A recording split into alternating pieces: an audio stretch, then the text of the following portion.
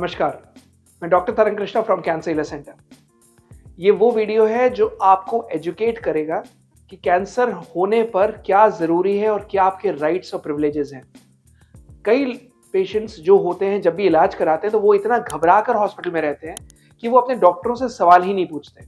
और जब भी वो मेरे पास आते हैं मैं कहता हूँ आपने डॉक्टर साहब से पूछा नहीं कि सर्जरी के बाद आउटकम क्या आएगा? तो डॉक्टर साहब हमें उन्होंने टाइम ही नहीं दिया।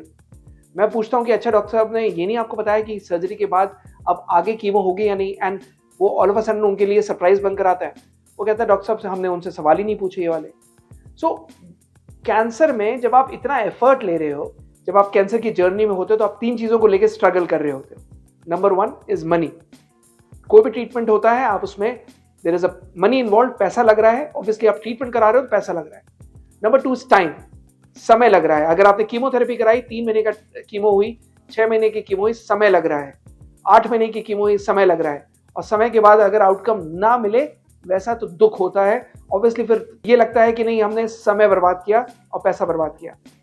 और तीसरा और मोस्ट इंपॉर्टेंट, मरीज की हेल्थ, कैंसर पेशेंट की health.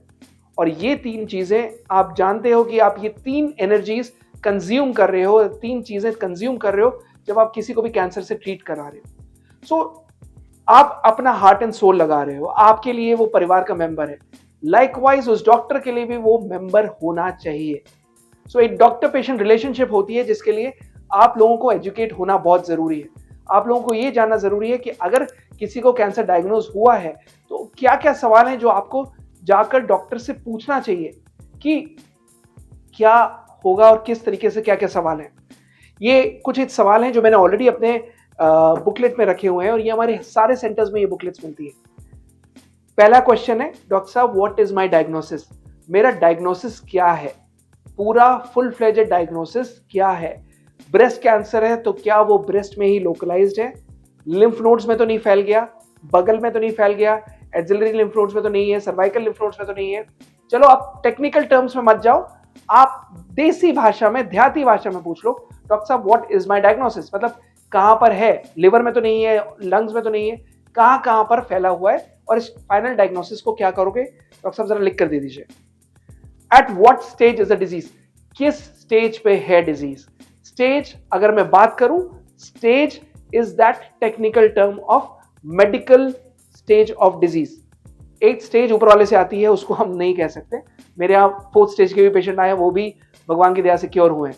I am talking about that TNM classification of disease. TNM मतलब tumour, T for tumour, N for node, कहीं कहां पर लिम्फ नोड्स में फैला हुआ है। M इज मेटास्टेसिस, लिवर में, लंग्स में, बोन्स में, ब्रेन में तो नहीं फैला हुआ। तो TNM क्लासिफिकेशन के हिसाब से ये बीमारी कौन से स्टेज पर है? Stage 1, stage 2, stage 3, stage 4, grade 1, grade 2, grade 3, grade 4, grade 5। और अगर इस स्टेज पर है तो किस तरीके से ये स्टेज पर है और किस तरीके से ये रिवर्स होगी। तीसरा question, what are my treatment choices? Doctor साहब आज डायग्नोज हुआ है, आपको पता चला है, कंफर्म हुआ है, आप मुझे आज बता दो क्या क्या ट्रीटमेंट चॉइसेस हैं। And sit down with him, give time to him, rather take time from him, and पूरा फ्लो चार्ट बनाकर सारा समझ लो आपके हिसाब से डॉक्टर साहब कितने ट्रीटमेंट चॉइसेस हैं। सर्जरी है, ठीक है, सर्जरी के बाद उसके बाद क्या है? सर्जरी में आप क्या क्या रिमूव कराओगे, क्या क्या रिमूव होगा? You are an onco surgeon, आप ऑन्को सर्जरी करते हो।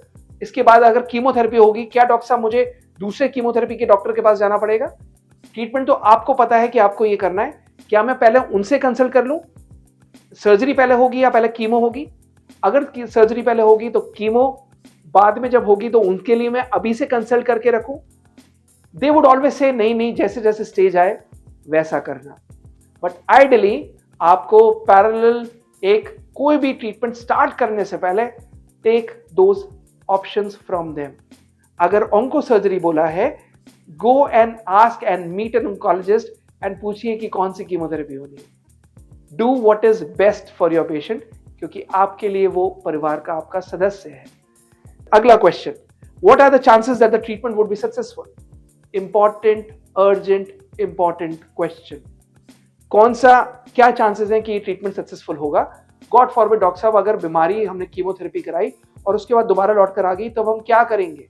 क्या चांसेस हैं कि कितना सक्सेसफुल होगा? परसेंटेज बेसिस पे मत जाइए, बिकॉज हर कोई आपको फॉल्स श्योरिटी देगा, उस फॉल्स श्योरिटी में मत जाना। आप ये पूछना कि कितना उसका आउटकम रहेगा। इस तरीके के सवाल बहुत जरूरी है जानना।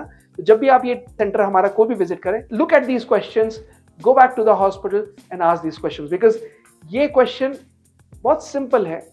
डॉक्टर्स आप अमूमन इसको आंसर करने में हिचकिचाएंगे, बट अगर कोई सही है, अगर कोई दिल से इलाज कर रहा है, अगर वो आपके परिवार के सदस्य को अपना परिवार का सदस्य समझ रहा है, तो मेरे ख्याल से कोई डॉक्टर हिचकिचाएगा नहीं। अपना ख्याल रखिए।